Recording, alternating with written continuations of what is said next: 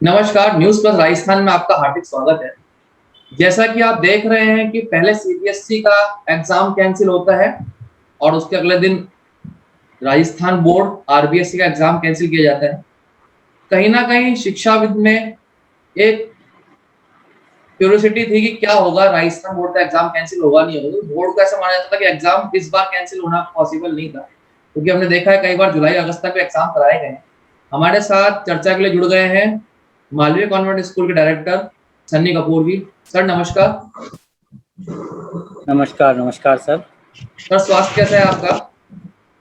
स्वास्थ्य ठीक है, रिकवर कर रहा हूँ और लगता है काफ़ी बेटर हो चुका हूँ और सबकी ब्लेसिंग से निकल जाएगा समय। Thank you very much. Sir आप तो बेटर हो गए, लेकिन शिक्षा का स्वास्थ्य कैसे सुधरेगा अगर इस तरह से एग्जाम कैंसिल होते रहे? और किस तरह से डिसाइड करेंगे अब ट्वेल्थ आफ्टर ट्वेल्थ? तो क्योंकि हम देखते हैं कॉलेज में भी एडमिशन होते हैं, कई प्रतियोगी परीक्षाएं होती है, जेई पीएमटी और आईआईटी में लोग एडमिशन लेते हैं, उस दौरान क्या परेशानी नहीं आएगी? सर आपका कहना बिल्कुल सही है और आपने सबसे पहले तो खैर मैं आपको धन्यवाद ही देना चाहूँगा कि आपने एक बहुत अच्छे विषय पर चर्चा रखी है। आपने इसकी शुरुआत जिस तरह से करी थी कि चुनाव वगैरह जो ये समय था, उस समय पर तो आपने चुनाव वगैरह करा लिए और इस चीज़ को आपने पोस्टपोन कर दिया। तो कहीं ना कहीं हमारे शिक्षा का दुर्भाग्य ही है कि राजनीति जो है वो हावी होती हुई हमेशा दिखती रही है। अगर यही चीज़ पहले कर ली जाती और हमारे एग्ज़ाम्स पहले ही निपटा लिए जाते तो आज हमें ये चीज़ देखने की ज़रूरत नहीं पड़ती। हाँ, समय को देखा जाए तो जिस हिसाब से अभी समय चल रहा है, कोविड अभी ख़त्म नहीं हुआ है और हम सब जानते हैं कि सेकंड फेज़ ने जो अभी निकल रहा है, अभी इसको हम ये नहीं कह सकते कि पूरा ख़त्म हो गया। इस सेकंड फेज़ के अंदर कितनी कैजुअलिटीज़ हुई है और इसने कितने लोगों के कितने घरों को उजाड़ा है, ये हम सब भली भांति परिचित है। हाँ, एजुकेशनिस्ट के तौर पे मैं देखा जाऊँ तो ये डिसीज़न थोड़ा-सा हम लोगों को खलता है और उन स्टूडेंट्स को भी खलता है जिन्होंने पूरे साल बहुत मेहनत करी, चाहे वो एवरेज हो, चाहे अबव एवरेज हो, और कहीं न कहीं इसका दूरगामी परिणाम भी मुश्किल होंगे, चाहे वो एडमिशन्स को लेकर हो, हायर एजुकेशन के अंदर, चाहे यूनिवर्सिटीज़ को लेकर हो, चाहे कॉम्पिटिटिव एग्ज़ाम्स नीट और जेईई को लेकर हो। अब इसकी क्या प्रक्रिया बनाई जाएगी, उसको किस तरीके से असेसमेंट करा जाएगा, असेसमेंट का वास्तविक जो एक जिसको हम कहते हैं एक रूट जो निकल कर आता है, वो चीज़ तो नहीं हो पाएगी, कहीं ना कहीं सिर्फ खाना पूर्ति होगी। पर अब देखते हैं इसका आगे किस हिसाब से क्या परिपाटी बनाई जाती है। पर हाँ, एजुकेशनिस्ट के तौर पर ये मन दुखाने वाला निर्णय है। पर अगर मैं एक देखूं एक ह्यूमन बीइंग के तौर पर, तो कहीं ना कहीं मैं खुद भी कोविड से होकर निकला हूं और एक बहुत मुश्किल फेज़ है और बहुत लोगों को मैं देख रहा हूं।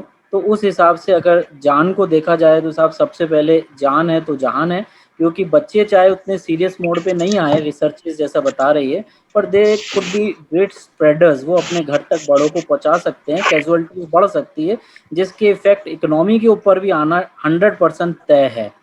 तो इसके डेफिनेटली एजुकेशनिस्ट के तौर पे तो मुश्किल निर्णय है, मेरे दिल को भी बहुत एक दुख दे रहा है। पर कहीं ना कहीं एक ह्यूमन बीइंग की तरह मैं सोचूं तो मजबूरी का नाम जिसको कहते हैं कि कहीं ना कहीं हमें डिसीजन लेना पड़ रहा है दिल पे पत्थर रखकर, तो इसके अलावा कोई और ऑप्शन अभी सामने दिख भी नहीं रहा है सर। हाँ, राजनीति को अगर ये देखते हुए चुनाव के समय ये पहले करा लिए जाते तो वो ज़्यादा उचित रहता, पर अब ठीक है, अब कोई ऑप्शन भी नहीं दिख रहा है अभी फिलहाल, मेरी राय है। सर आपने बताया जिस प्रकार से कि कोई और उपाय था नहीं, आप भी कोविड से गुजरे हैं, आप समझते हैं भली प्रकार से। मैं उमेश जी मैं आपसे जानना चाहूंगा कि आप नमस्कार जी। हाँ, मैं आपसे जानना चाहूंगा, जैसे सर बता रहे थे संदीप जी कि दिल पे पत्थर रख के इनको दुख भी हुआ, आपको क्या लगता है, क्योंकि आप एसआरएम इंटरनेशनल स्कूल चलाते हैं उदयपुर में, वहां स्थितियां नियंत्रण में भी थी और कुछ हम देख रहे हैं पूरे देश में सुधार आ रहा है, तो क्या एक एग्जाम जुलाई में लास्ट तक या अगस्त तक नहीं खेले जा सकते थे? Namaskar, I am Umesh Sharma, Director SIM International. Having a background of Jaipur also for almost 29 years in working with Maheshwari School as a principal and as a teacher. And Sunny happens to be my student also, I believe, if I can recognize. हम लोग को इस विषय को समझना बहुत जरूरी है। जैसे सनी ने बोला, जान है तो जहान है और हर रोज एक परीक्षा ही है कभी जिंदगी की परीक्षा है, कभी आपकी खुद की परीक्षा है, कभी पारिवारिक परीक्षा है, तो हम बच्चों को ही इस पैमाने पर, इस मापदंड पर, इस कोविड परिस्थितियों में क्यों मापते हैं? देखिए, सबसे इंपॉर्टेंट ये चीज है कि परीक्षा होनी चाहिए कि नहीं होनी चाहिए। परीक्षा एक रूटीन है, बच्चा पहली क्लास से परीक्षा देता आ रहा है और हर साल परीक्षा देता है और पास होता है, अगली कक्षा में चला जाता है। आने और जाने के साथ, पढ़ने के साथ उसको ये एक रिजल्ट, एक स्कोर्स, अपने टीचर्स के साथ एफिलिएशन, वो सब चीजें बहुत कुछ मिलती हैं। लेकिन क्या एक बच्चे के भविष्य के लिए मात्र वो 3 घंटे बोर्ड के अंदर बैठ के लिख देना उसका भविष्य बनाते हैं? आज मैं 30 साल के एजुकेशन एक्सपीरियंस में बताता हूं कि मेरी क्लास में मैं 3 कैटेगरीज देखता था: toppers, the slow learners, and those who need help. The toppers were never worried about what's happening in the class. वो तो हमको पढ़ाते थे. They were always prepared. वो हमें पढ़ाते थे. मैं एक्सेप्ट करता हूं, वो हमको पढ़ाते थे, हमें सीखने को मिलता था उनकी क्रिएटिविटी से. स्लो लर्नर्स थे, वो हमसे पढ़ते थे. और जो जिनको हेल्प चाहिए होती थी, जिनको पढ़ाई में इंटरेस्ट होता या नहीं होता था, उन पे हमारा फोकस बहुत ज्यादा रहता था. आज मैं उस 29 साल पहले या 30 साल पहले या 22 साल पहले या 25 साल पहले या 10 साल पहले के भी बच्चे को आज उसके करियर में सेटल देखता हूं, तो I am honestly telling you, परीक्षा से इसका कोई लेना देना नहीं है. उसकी ग्रेजुएशन उसने कहां से करी, हम लेवल कर देते हैं.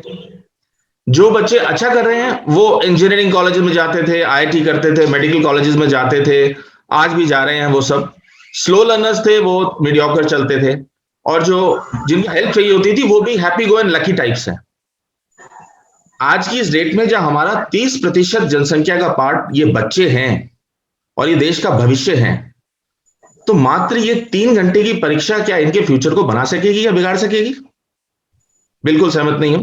Sunny, sorry to say that. As an educationist, examination is not our purpose. आज टीचर्स ने सबको ऑनलाइन पढ़ाया, मेरे टीचर्स ने भी ऑनलाइन पढ़ाया, आपके स्कूल के टीचर्स ने भी इतना बखूबी पढ़ाया. बच्चे हमारे लिंक में रहते हैं, बताते हैं कि सबने इतनी मेहनत करी, मीडिया के थ्रू, जो भी मीडियम्स हैं, सीखा, लर्न किया. Digital was very difficult for teachers to adopt, but उन्होंने पकड़ा, इस चीज को आगे बढ़ाया. और अब जैसे नीट बोला आपने या आईआईटी बोला, तो नीट और आईआईटी का अपना क्राइटेरिया है, उनका रिटन एग्जाम पास कीजिए, आप जाइए. और ऐसा ही हम लोग कुछ एजुकेशनिस्ट जो पैनल में हैं, जो लोग ऊपर हमारे हैं, ऑनरेबल प्राइम मिनिस्टर ने इतना अच्छा डिसीजन जो लिया है, वो इतना सोच समझ के लिया है, क्योंकि एम्पैनल्ड लोगों के इस डिसीजंस के ऊपर उन्होंने राय मांगी है. इसके अंदर एजुकेशन मिनिस्ट्री है, पेरेंट्स हैं, स्कूल एडमिनिस्ट्रेशन है, हायर एजुकेशन लेवल है, चिल्ड्रंस पेरेंट्स रिप्रेजेंटेटिव हैं, एज ऑन डेट जो रिनाउंड एजुकेशनिस्ट हैं वो भी एक हायर पैनल पे हैं कि examination is not everything for a successful child. Someone who doesn't go in a formal school, but has proved himself to be a better than those who have gone into formal school, into colleges. Those who have not gone, they have lived through their lives and everything has happened very normally in their lives and everything. तो परीक्षा हो जाती तो जरूरी था हमारे education ढर्रे के ऊपर कि वही बोर्ड, वही पैटर्न, वही चीज. देखिए, थोड़ा सा मेरे विचारों में फर्क मिलेगा कि मैं बच्चे को उसकी परीक्षा के अंकों के आधार पर नहीं, मैं उसके साथ 1 साल जुड़ा, 2 साल जुड़ा, 3 साल जुड़ा, 4 साल जुड़ा.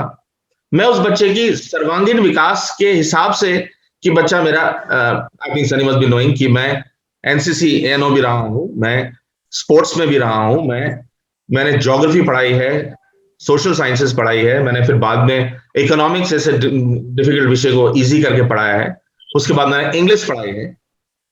तो हर तरफ जो बच्चा मुझसे 4 साल तक लिंक पे रहता था, तो मुझे दिखता था ये बच्चा कुछ करेगा. इसकी हैंडराइटिंग अच्छी नहीं है, इसको बोर्ड में मार्क्स नहीं मिलेंगे, लेकिन ये कुछ करेगा. जैसे ही ऑब्जेक्टिव टाइप एग्जाम आते हैं, उस बच्चे की हैंडराइटिंग इतनी खराब थी कि teachers used to even scold him for his handwriting. But उस बच्चे ने जैसे ऑब्जेक्टिव टाइप एग्जाम आया, ओएमआर शीट आई, जहां ब्लैकनिंग करनी थी उसने ब्लैकनिंग करा, और वो आज इंडियन एयरफोर्स के फाइटर प्लेन्स को उड़ाता है. And he was not able to write properly, and the poor fellow was always being given very poor marks कि ये इसको हैंडराइटिंग नहीं आती. तो why is the criteria as a handwriting? ये नेचुरल गिफ्ट है. किसी को गाना नहीं आता तो आप बोलोगे तुम गा नहीं सकते. तो वही है, बंदर स्विमिंग नहीं कर सकता, मछलियां पेड़ पे चढ़ नहीं सकती. अभी देखिए एजुकेशनल रिफॉर्म्स आएंगे, बट एजुकेशन सिस्टम के अंदर एग्जामिनेशन पैटर्न एक बहुत सीसी आया, इसको पॉलिटिसाइज किया गया, सीसी चला गया। अब 9 through 12 स्ट्रीमलाइन आया, इसको भी अगर ढंग से इंप्लीमेंट कर दिया जाए तो 4 साल तक बच्चा एक स्ट्रीम में पढ़ेगा। लेकिन एग्जामिनेशन पैटर्न को थोड़ा डिफरेंट एंगल से अपने को देखना पड़ेगा। जो बच्चे पढ़ रहे थे, ब्रिलियंट थे, फॉर ऑल द रीजंस उन बच्चों को कोई नुकसान नहीं पहुंचेगा, क्योंकि वो एंट्रेंस एग्जाम्स देंगे। जहां तक रहा ह्यूमैनिटीज का, थोड़ा सा ह्यूमैनिटीज के कॉलेज का क्राइटेरिया क्लियर नहीं है, तो यूनिवर्सिटीज के अंदर, कॉलेजेस के अंदर इतने सक्षम लोग हैं, आप जैसे, सनी जैसे और बहुत सारे लोग, जो 2-3 महीने के अंदर, 1.5 महीने के अंदर जो अपना टाइम है जून अगस्त तक का, उसके अंदर एक basic entrance exam on the basis of general studies for 1.5 घंटा OMR शीट के साथ दे सकते हैं। जो बच्चा वो एग्जाम क्लियर करता है प्लस परसेंटाइल ऑफ 9, 10, 11, 12 स्कोर्स, उन सबका एग्रीगेट बना के हम बच्चे को क्राइटेरिया बना के एडमिशन दे सकते हैं। और इस ईयर को हम सॉफ्ट ईयर भी कह सकते हैं, 0 ईयर नहीं कहेंगे, एक सॉफ्ट ईयर कहेंगे। तो कॉलेजेस में, दिल्ली यूनिवर्सिटी में और अच्छी अच्छी यूनिवर्सिटीज के अंदर ऑलरेडी इन चीजों की प्लानिंग चल रही होगी, जहां तक मैं समझता हूं, क्योंकि रिजल्ट, ये डिसीजन आगे की प्लानिंग को लेने के बाद ही लिया जाता है। तो जब ऑनरेबल प्राइम मिनिस्टर ने ये चीज डिक्लेयर करी है, तो उन्होंने बहुत कुछ सोचकर, I think he is a very visionary man, उन्होंने ये चीज सोचकर ही कि भी आगे आने वाले समय में इन बच्चों को कोई नुकसान नहीं हो। यूनिवर्सिटी ग्रांट्स कमीशन से भी बात हुई होगी, कॉलेज एंट्रेंस एग्जाम्स कमेटी वगैरह जो होगी, उन लोगों को भी डायरेक्शंस होंगे कि एक एंट्रेंस एग्जाम वगैरह क्रिएट करो। जो बच्चे स्लो लर्नर्स थे उनके लिए तो दिवाली हो गई, क्योंकि पूरे साल उनकी एंजाइटी थी कि एग्जाम होंगे कि नहीं होंगे, कि सर 5 मार्क्स दे दो, सर प्री बोर्ड में 2 रह गए कम, सर 2 दे दो, सर प्लीज, सर 1 मेरा कम रह गया, 2 ग्रेस डाल दो। तो वो चीजें खत्म हो गई।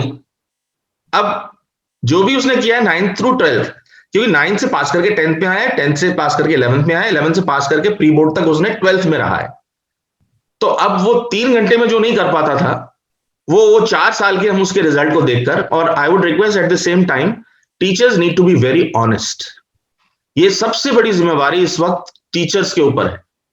सबसे जरूरी है कि टीचर्स उस बच्चे को जेन्युइनली मार्क करें और थोड़े से लिबरल जाएं, क्योंकि इन बच्चों ने रियली बहुत सफर किया है। ऑनलाइन पढ़ना, कई जगह पे ऑनलाइन उस चीज को समझकर भी शाई बच्चे हैं जो क्लास में नहीं बोलते, सोचते हैं कि बेइज्जती हो जाएगी, और डिजिटल प्लेटफॉर्म पे तो वो बिल्कुल नहीं बोलते। इनफैक्ट अपने माइक को म्यूट रखते हैं ताकि पेरेंट्स थोड़ा उनको डांटे नहीं या कुछ करे नहीं, तो वो अपने ओपिनियन रखते ही नहीं, टाइमिंग के ऊपर अपना लॉग इन करते हैं और जब टाइम खत्म हो जाता है चले जाते हैं। Anyway, just to cut short this, conditions जो रही हैं इस देश की इस 2 सालों में, उसमें एग्जामिनेशन एक बहुत बहुत छोटी सी चीज रही है। मतलब हम ये मानते हैं कि एग्जाम को रोज करा सकते हैं हम, एवरी डे। आपने कहा कि एग्जाम रोज हो सकते हैं। हमारे साथ रामनाथ जी हैं, जो RBSC स्कूल है मंजू पब्लिक, उसके प्रिंसिपल डायरेक्टर हैं। हम जानना चाहेंगे कि उनकी क्या राय है इस पे। सर नमस्कार सभी। हेलो। जो अभी गवर्नमेंट ने राजस्थान बोर्ड के भी 10th और 12th को प्रमोट करने का जो फैसला लिया है, तो डिसीजन बच्चों की इसमें तो अच्छा है, पर इसमें उन जो इंटेलिजेंट बच्चे थे, पढ़ने वाले थे, उन पे तो मेरे हिसाब से कोई फर्क नहीं पड़ेगा, क्योंकि उनका तो आकलन कहीं पे भी किसी बेस पे लिया जा सकता है। पर अभी जो फैसला लिया जो बिल्कुल ठीक था। और एक अभी जो सर बोल रहे थे कि 2-3 घंटे की एग्जाम का आकलन से उन बच्चों वास्तव में फर्क नहीं पड़ता, पढ़ने वाला तो आगे तक भी पढ़ता रहता है, ऐसी कोई बात नहीं। जी पंकज सर, आप करीब से देखा है आपने बच्चों को, और आप समझते भी हैं कि उनका कहीं ना कहीं बच्चे खुश भी रहे, क्योंकि प्राइवेट बच्चे आगे पढ़ने आते हैं जो 10th और 12th प्राइवेट भी करते हैं, 12th क्लास। उनका क्या रिएक्शन है? क्या वो खुश हैं या दुखी हैं? क्योंकि कई लोग ऐसे तो जॉब में रहते हुए करते हैं, 2-3 साल से एग्जाम दे रहे होंगे, पास नहीं हो पा रहे होंगे प्रमोशंस के लिए, अचानक उनकी तो लॉटरी लग गई। देखा जाए तो उन बच्चों की तो वास्तव में, जैसा सर ने कहा दिवाली है, तो वो दिवाली वाली बात ही है। उन बच्चों के लिए तो अच्छा हो गया, क्योंकि राजस्थान बोर्ड जो है उसमें कई बच्चों को ऐसा देखा है कि 8th के बाद डायरेक्ट 10th देते हैं, 9th उन्होंने नहीं पढ़ी होती है गैप दे करके, और 10th के बाद सीधा 12th दे देते हैं। तो उन लोगों के लिए तो ये अच्छा हो गया है। लेकिन अब मार्किंग सिस्टम क्या होगा, वो सबसे बड़ी बात देखने की होगी। और इसमें देखा जाए तो जो रेगुलर स्टूडेंट्स हैं उनके लिए तो टीचर्स को ही वास्तव में ध्यान देना होगा, अपनी ईमानदारी से उस बच्चे को जज करना होगा कि उसको कैसे मार्क्स मिलने चाहिए थे, क्या मिल रहे हैं, क्या पोजीशन। हाँ बिल्कुल, एक बात मैं जो सोचता था कि 10th लेवल के एग्जाम के लिए मान लीजिए गवर्नमेंट ने आज एग्जाम नहीं कराए तो कोई बात नहीं, लेकिन 10th के लिए ये किया जा सकता था 10th वाले बच्चों के लिए कि उनके 5 सब्जेक्ट के लिए एक मल्टीपल चॉइस के क्वेश्चन पेपर तैयार करके उन बच्चों से उस टाइप से उनकी पढ़ाई के बारे में जजमेंट किया जा सकता था कि उनको कितना आता है कितना नहीं, उस आधार पर। क्योंकि 10th का बच्चा आगे जाके सब्जेक्ट लेता है और उसकी कैसी स्थिति रही 10th तक पढ़ने की, आगे वो क्या सब्जेक्ट ले सकता है। रेगुलर स्टूडेंट होते हैं वहां कोई दिक्कत नहीं आती, जहाँ प्राइवेट से लोग रेगुलर में आते हैं वहां भी ऐसी प्रॉब्लम्स आती है। कई स्टूडेंट ऐसे होंगे जो आपके पास आए होंगे एग्जाम को ओपिनियन कोचिंग क्यों पढ़े, ऐसा कुछ रहा इस साल आपके पास? उनका अभी इस साल तो वैसा देखा जाए तो ये मान लीजिए और सालों की अपेक्षा 20% भी स्टूडेंट नहीं रहे कोचिंग सेंटर्स में, क्योंकि बच्चों के मन में शुरू से ये कि था कि एग्जाम होंगे या नहीं होंगे, ठीक है होगा तो देखेंगे। लास्ट मोमेंट जनवरी से कई बच्चे जुड़े, लेकिन लास्ट में आते आते जब अप्रैल में क्लासेस बंद हो गई तो उसके बाद उन बच्चों ने हताशा ही आ गई थी उनको भी कि हमने 2-3 महीने भी पढ़ाई करी लेकिन मजा नहीं आया। और अब चूंकि गवर्नमेंट ने डिक्लेयर ही कर दिया कि एग्जाम नहीं होंगे तो अपन समझ सकते हैं कि बच्चों के मन में तो खुशी है, बट वो कहीं ना कहीं आगे जाकर के इसका प्रभाव तो पड़ेगा ही बच्चों की कैरियर पर। सनी सर, मैं आपसे आखिरी सवाल लेना चाहूंगा। जिस प्रकार से हमने देखा कोचिंग सेंटर पर स्कूल बच्चे नहीं आए, लेकिन कहीं ना कहीं इशू चल रहा था फीस को लेकर, स्कूल्स के अंदर भी बच्चों ने फीस जमा नहीं कराई थी, तो अभी तक जो फीस जमा नहीं हो पाई है वो कैसे आप लेंगे और क्या रणनीति आप बना रहे हैं? मैं समझता हूँ कि मेरे आदरणीय गुरुजी यहाँ बैठे हैं, उमेश शर्मा सर, और उनका एक बहुत लंबा अनुभव इस चीज़ के अंदर हम लोग देखते हुए आ रहे हैं एजुकेशन सिस्टम पे। तो मैं उनके ज़रूर व्यूज़ लेना चाहूँगा इस जटिल क्वेश्चन पे जो आपने अभी छेड़ा है कि इसके लिए रणनीति क्या बनानी पड़ेगी। हालांकि मैं इसमें ये नहीं कहूँगा कि इसमें कोई रणनीति की आवश्यकता है। तो कितनी परसेंट फीस थी जो रिकवर हो गई थी आपकी? देखिए हमारे स्कूल में तो करीब देखिए हर स्कूल का अलग एक एनवायरनमेंट और सिस्टम होता है।